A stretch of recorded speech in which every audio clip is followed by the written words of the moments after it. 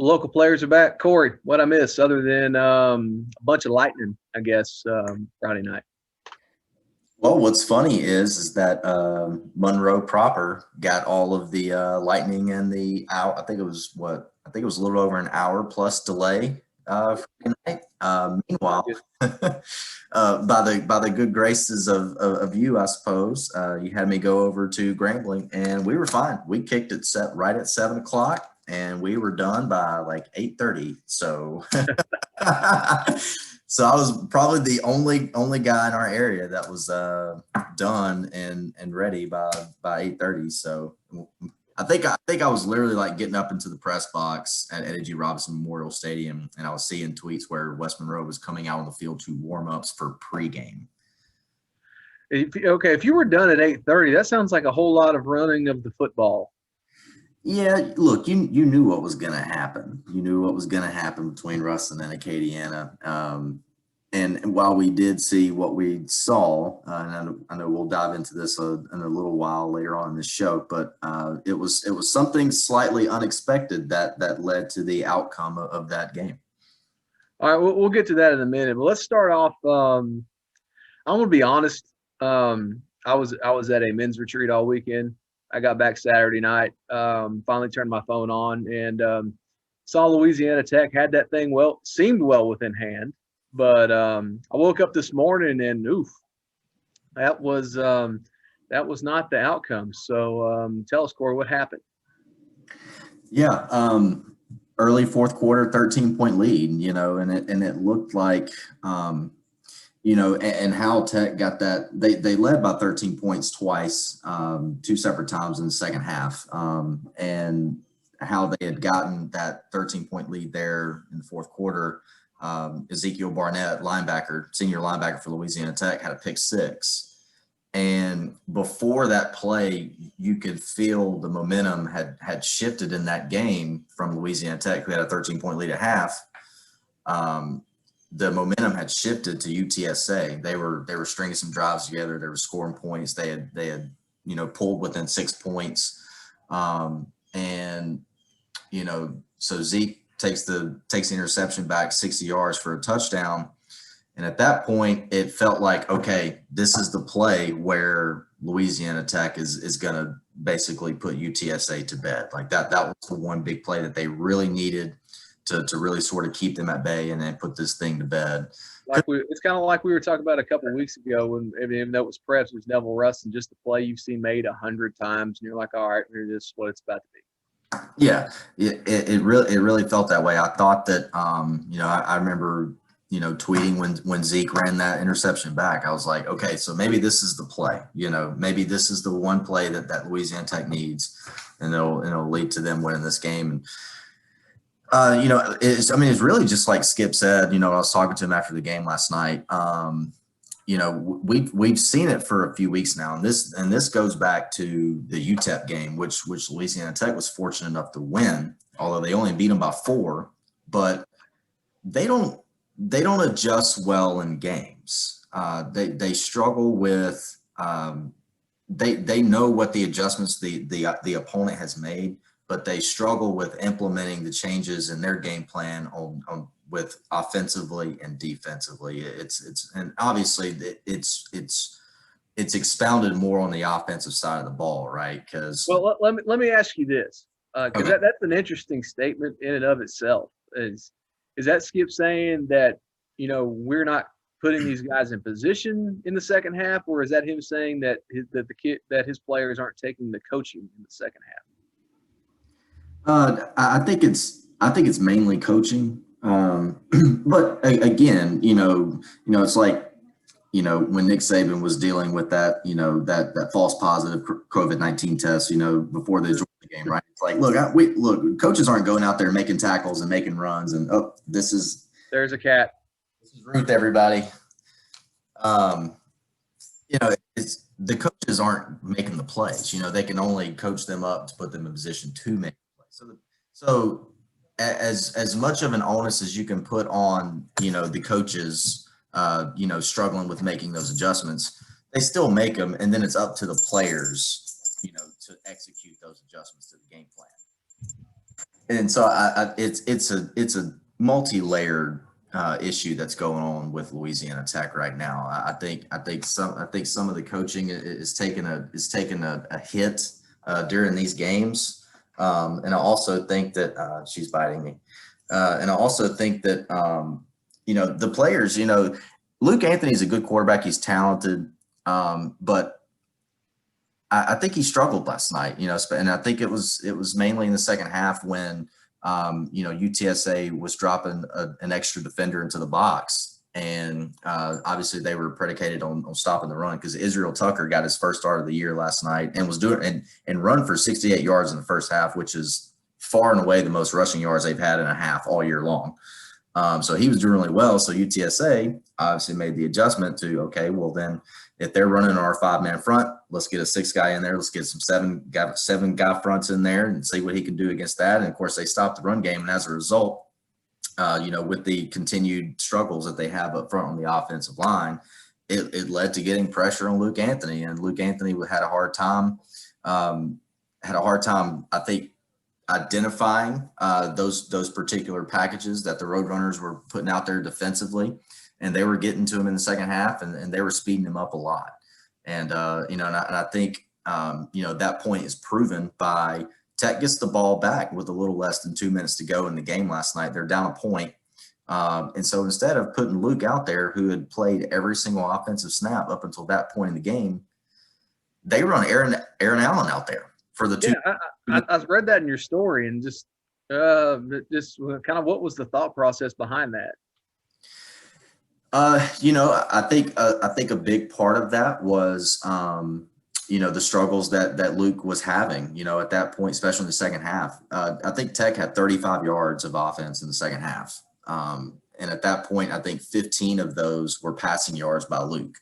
Aaron came in on that last drive and threw for 21 passing yards. So it was just a lot of struggles. And so, Skip said that he and offense coordinator Joe Sloan, obviously quarterback's coach as well, during that timeout, that commercial break that they had before that 2-minute drive, they had a lengthy discussion about who they felt like they should put in at quarterback, who's going to give them the best chance to try to go down. And because again, you only needed to get in field goal range for Jacob Barnes to kick a game-winning field goal. So it's not like you had to go down and score a touchdown. You only had to get close enough to kick a field goal. And so they had a discussion about it. Skip said that he wanted Joe to make the call. He said, Joe, I want you to put the guy out there that you feels like gives us the best chance to go down and win this football game.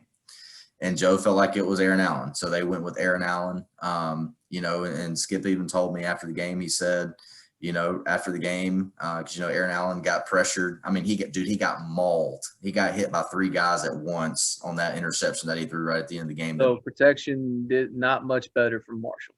No. And so, Skip said he told Aaron after the game, look, that was not a fair position to put you in, because the kid hadn't played all night long, and it would have been different if maybe he had a drive or two at some point in time earlier in the game, just to kind of get in the field, get in the flow of the game. But that was his first action all night long. And the first action that you get, it's like, oh, hey kid, go out there and win us a game. Like, let's go. You have to throw a pass all night, but go get it done, man. It's like, when you think about it, it was a really tall ask for Aaron to go and win that game. It was, and by that point, UTSA's defense was in such a pressure and pass rush rhythm.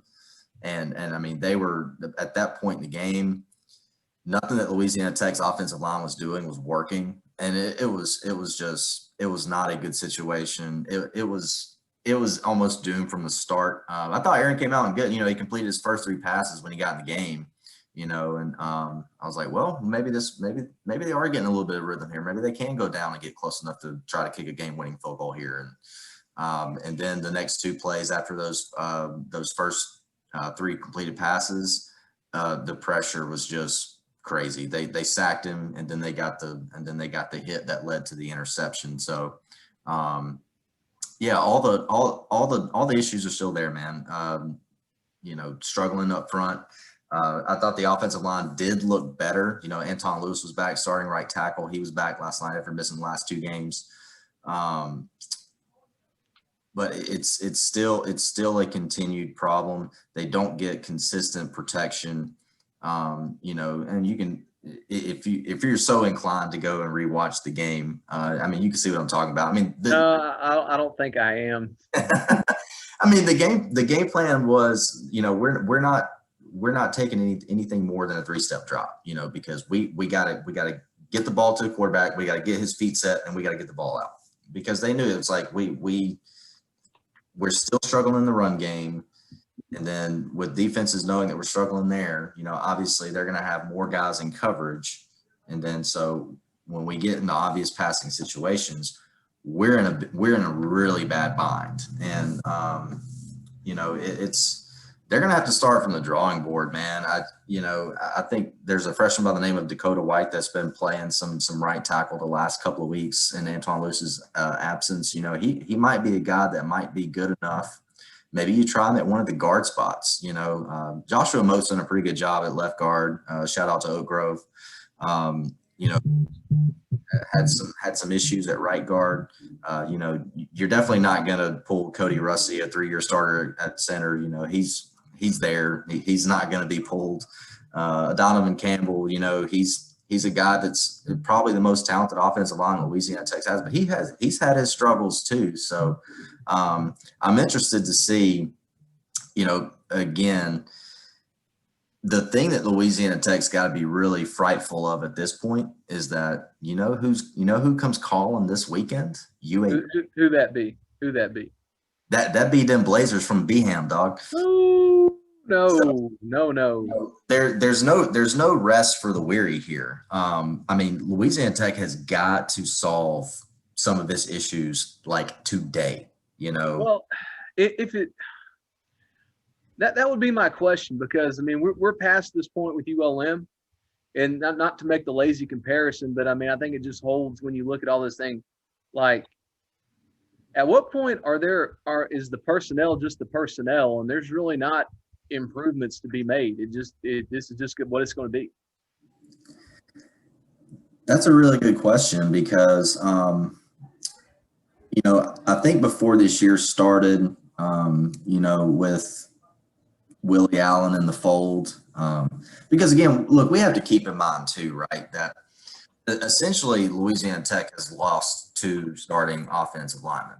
Yes. And that's with the opt-out of Willie Allen, and that's also with them moving Donovan Campbell over to left tackle, which he is not a tackle. He is a natural guard. Donovan Campbell was going to be the starting right guard heading into this year before all the shakeups happened.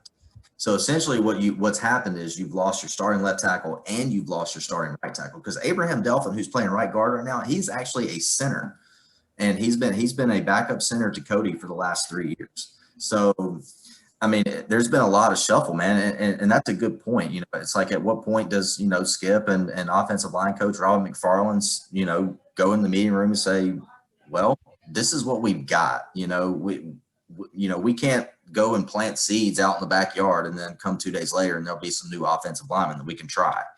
I mean, it's especially with what we're talking about too. We're talking about the offensive line, and in the G5, that's always a crapshoot.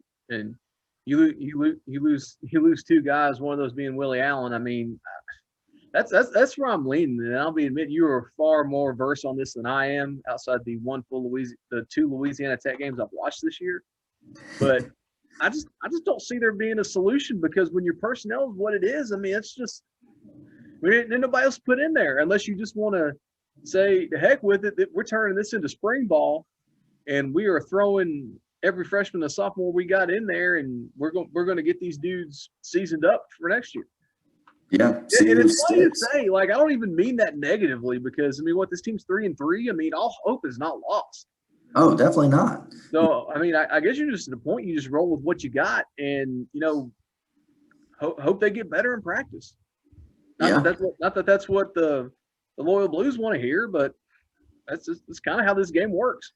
Yeah, and really, it's expedited at that particular position. It's not like, hey, that particular wide receiver is not catching the ball when it's thrown to him. We'll just put the other guy out there. Like, there's there's a whole different, it's a whole different animal, when you're talking about, offensive linemen, and, it's got to be guys that, at this point, I mean, our boy Big Bert. I mean, you've got some big bodies. You've got some athletic kids that are still on this roster. And if you're experiencing some troubles, I mean, I wouldn't be surprised if basically the next 4 practices leading up to this UAB game, that it's basically just just one huge tryout for the offensive line. Because, I mean, again, you're not all hope is lost. You're still in the race, but if you lose this Saturday, you're like 99% out. So we would call Saturday the line of demarcation, as I guess what we're saying. And yeah. At that point, I'd love to see Big Bird in there. That probably the 3 happiest people would be you, me, and Josh Bradley. But we'll see how that goes. But the other thing I noticed too, are we at a point where we can say that the dregs of Conference USA West are no longer the dregs? I mean, Rice notwithstanding, but we know UTEP's improved, and UTSA really showing signs of life. That's a good win for that program. Yeah, I think from what we've seen the last couple of years out of Conference USA West Division, I mean, the only one left standing is UAB. Because the last 3 years, North Texas has been in that race. Louisiana Tech has been, firmly planted in that race as well.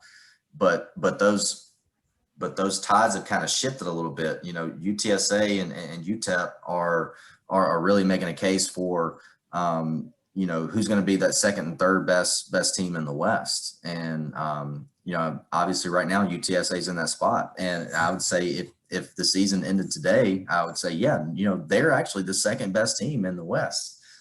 This cat's crazy, bro.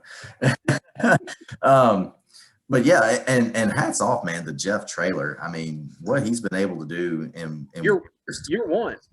Yeah, I mean, it's been crazy. I mean, it's been really impressive. He's probably done the best coaching job in the entire league at this point.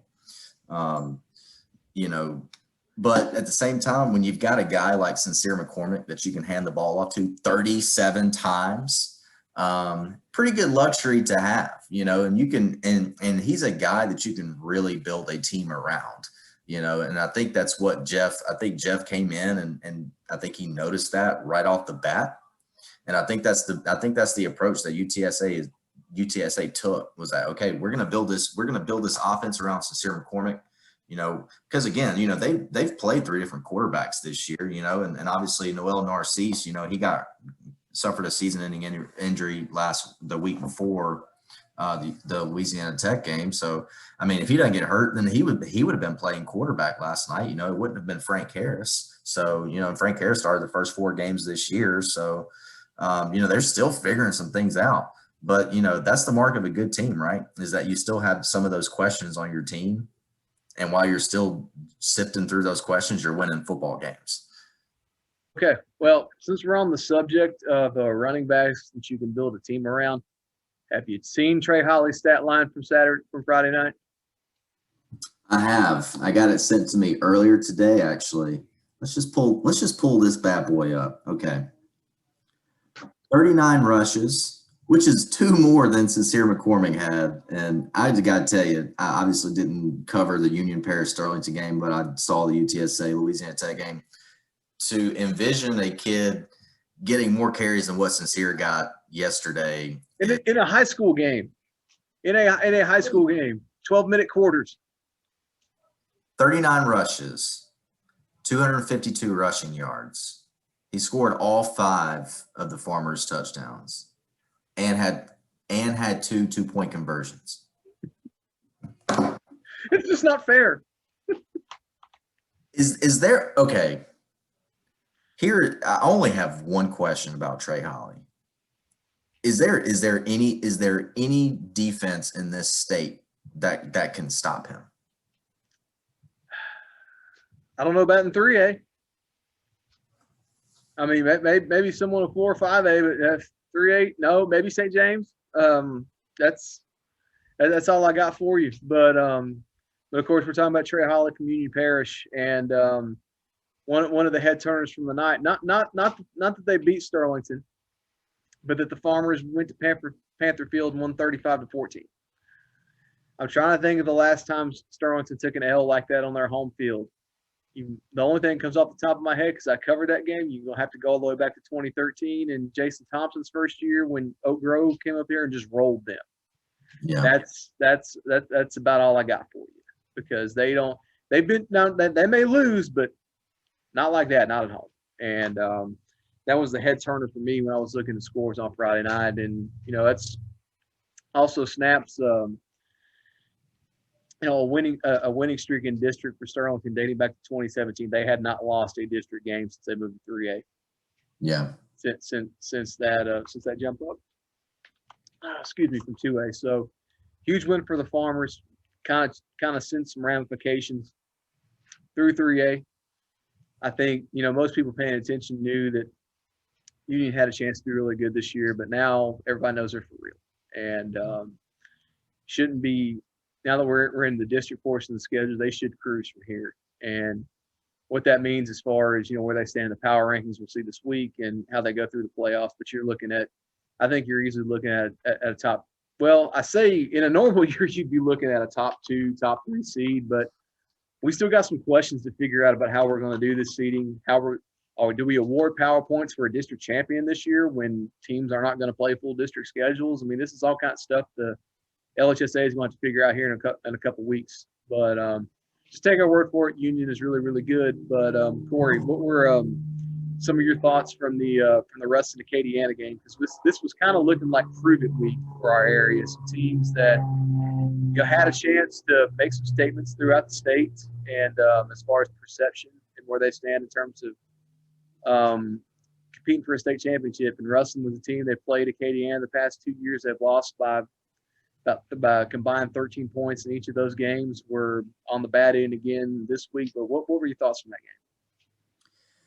I thought that the inexperience at key positions, especially on the offensive side of the ball, really came to light for Ruston. Obviously working in 2 new quarterbacks. They're down to their 3rd string running back. Who I thought Dyson Fields actually looked really good. Had a pretty good game the other night against the Wrecking Rams. But I think Acadiana's got a lot of experience. A lot of kids that played in a state championship game and won a state championship just last year. There's no substitute for that, right? And so when those kids have already been ingrained in a program like that, a successful football program like that, and they can really expose kind of where you're maybe not as experienced. And I think Ruston had to sort of live through that, on Friday night. I thought for the most part,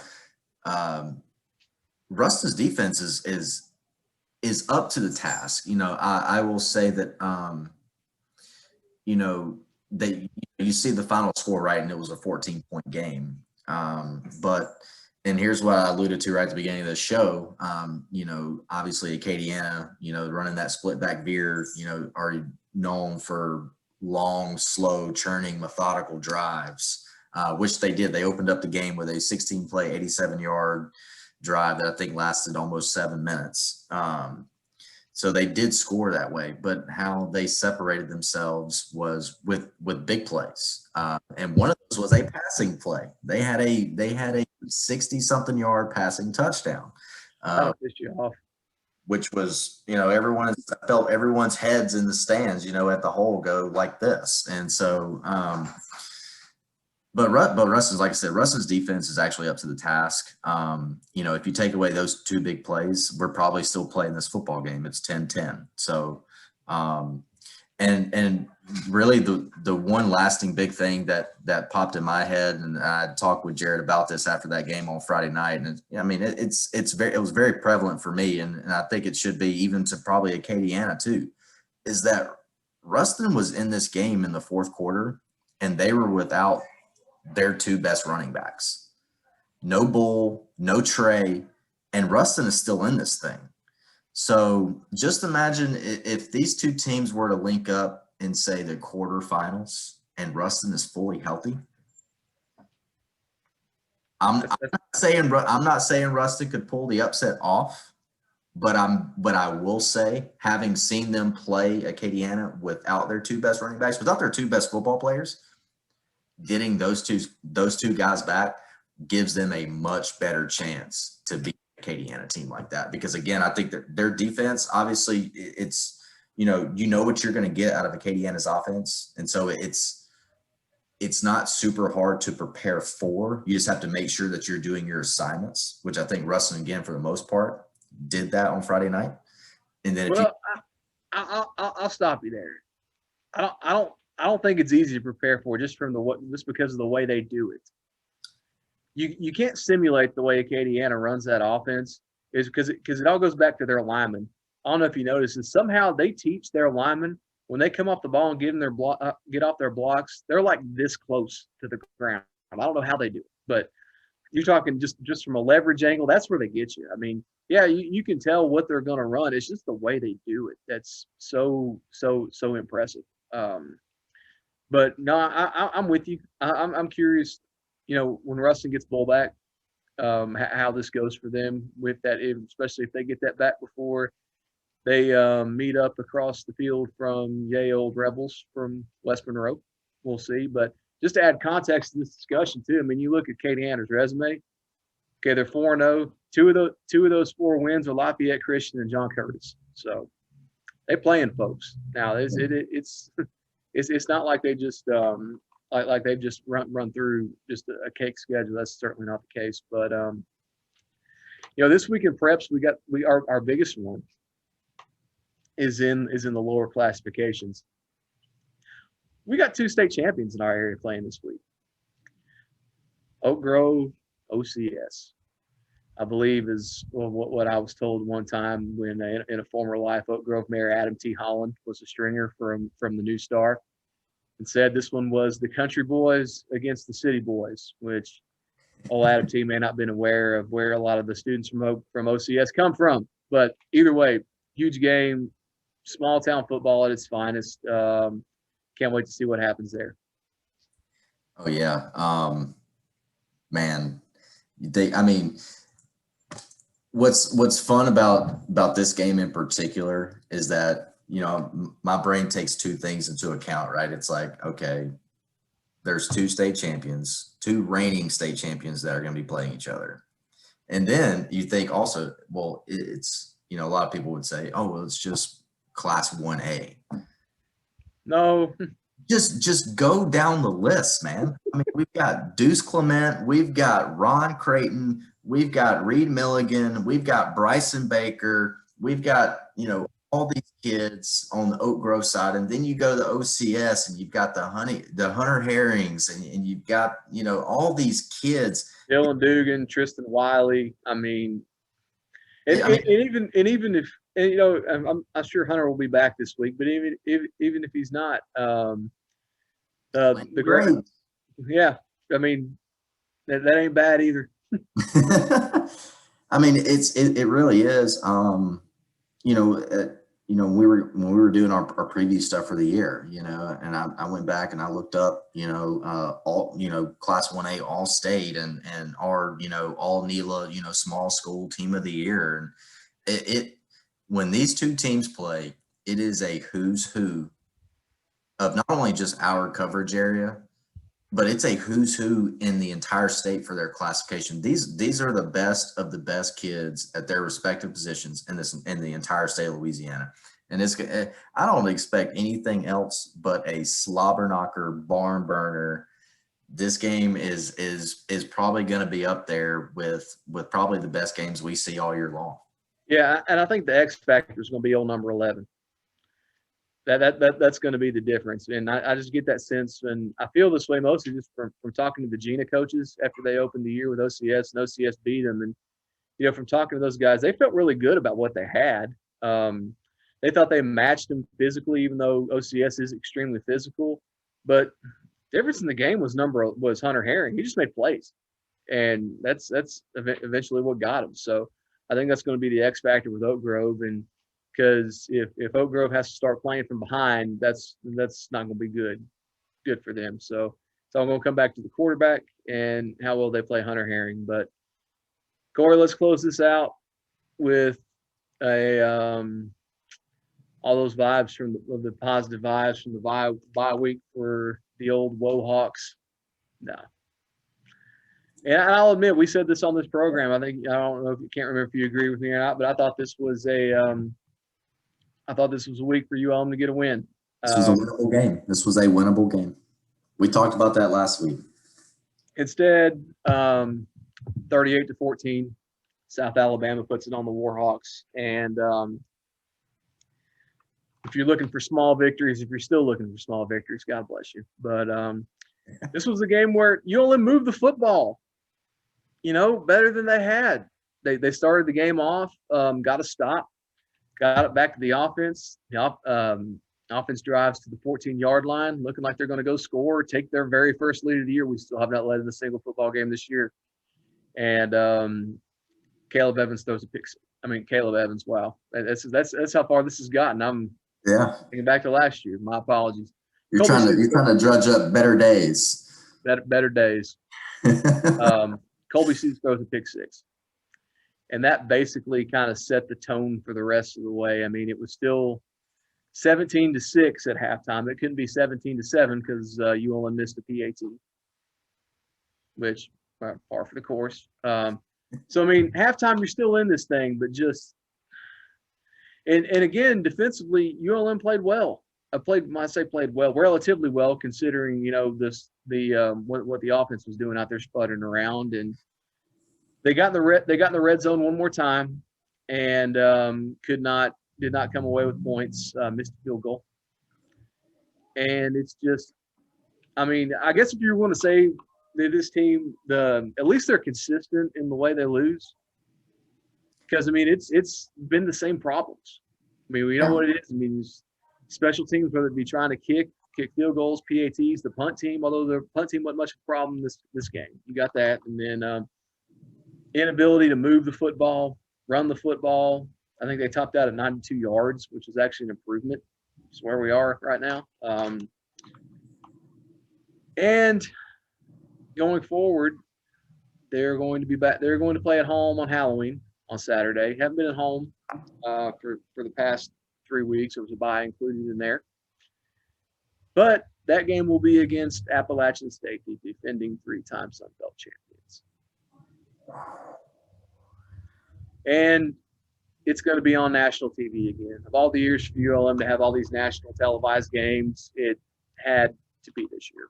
So I'll be quite honest with you. I don't know what I'm walking into Saturday. No idea what to expect. I'm curious to see how this goes. The comparison I always seem to make is 2015 because the last time I've been part of the season that was this bad. And it's to the point where you're kind of starting, and I hate to be the body language police because I think that's counterproductive, but you're starting just to watch and see, okay, these guys still going to play hard because you're 1-6. That matches the worst start to a season in school history. Last time it was as bad was 2003. At 1-6. You lose Saturday 1-7. That's the worst ever. So I guess what I'm looking for more than anything is see have these guys checked out? Are they still going to play hard? Because that's the one thing, and I've said before, that Matt Viator is very good at. He keeps all this negativity out of the building. Those guys still practice hard and play hard in dire circumstances. Now nothing quite like this year. This is totally a brand new deal because it's never been like this before. So that's what I'm looking for. Are we going to keep? Are they going to keep playing hard? And we'll see on Saturday. But Appalachian State's good. Now, they have that loss to Marshall on the ledger. Yeah, they've got a blip on their radar. But that blip. Marshall's pretty damn good too. Yeah, they are. If you saw them, ask Louisiana Tech what it was like to block that front. Wasn't easy. So we'll see. It's shaping up to be a weird Saturday. I don't know if it's just because it's Halloween and I've got those trick or treat vibes on my mind, but I just don't see this. Inspectors. I just got a feeling about this. So we'll see. We shall. So wait a minute. Are you teasing something here? You think something crazy is going to happen? Yes, I think something crazy is going to happen. I do not think it's going to be a victory, but I think something crazy is going to happen.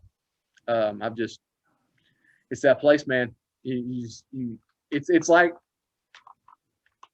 an old man that can tell when a storm's coming. You can just smell it. I can smell it. Are your joints tight and sore right now? Well, ULM will do that to you. You've been around. You've been around long enough. You can just. It's something Paul Letlow and I joke about all the time. Like you can look at stuff and be like, oh, yeah, this is what this is about to be. This is what it is all setting up for. But I hope I'm wrong. But we'll see. But it's looking like history will be made Saturday. Okay, so you might be teasing something on the other end of that spectrum. Yeah, I mean, it's just, okay. So we got Appalachian State that's going to be in Monroe. We've got UAB that's going to be in Ruston. I mean, for our area, huge weekend for college football in this area. I mean, we've got two really good football teams that are coming this way, and they're going to be in town on Saturday. So I don't want to run around town next Sunday, Monday, and hear anyone talk about how they didn't enjoy their Saturday. There wasn't anything good to do. There wasn't anything fun to do. No, there were two really good football teams in town, and you just decided to not go check out either one of them. Corey, they're still not going to come. I mean, and pandemic aside, because if your anxiety is about the corona, I don't blame you 100%. So I'm not talking about you with that, but I guess I'll just address you. You're still not going to come because you don't come. This area does not support things. That's just where we're at. I mean, Louisiana Tech's in its second golden era of football. Like the only time it's been this good is Maxie Lambright in winning D2 national championships. Dearly departed Fred Dean breaking people's legs. Yeah, that's the last time it was this good. You still haven't showed up. Oh, there's a sample size that proves that. And then the other thing, I mean, this area is we live in sportsman's paradise. It's hunting season. Yeah, and especially when you're not if Tech is a maybe, because I guess you can at least sell it that they're 500. ULM's 0-6. These dudes are going to camp. They're going for that first. And unless they finally embrace my idea, which I've come up with years ago, no one seems receptive to. If you just have some kind of like sportsman's day, and like let people bring their freshest kill, like the ones they're proudest of, and we'll have them out there at halftime on the 50-yard line. Let them show everybody, like especially big ones, and then you give them something. I don't know, get them a Waterfront Grill gift card or something. You could come up with something. That's spectacular. That's the only thing I can come up with, or unless you just line Malone stadiums with beer stands and let them sit up there and drink beer, which technically would be socially distanced. So I mean, you could do that. Yeah, that's a great idea for this year for sure. So that's kind of all I got with that. But anyway, on the way out, Corey, what you got?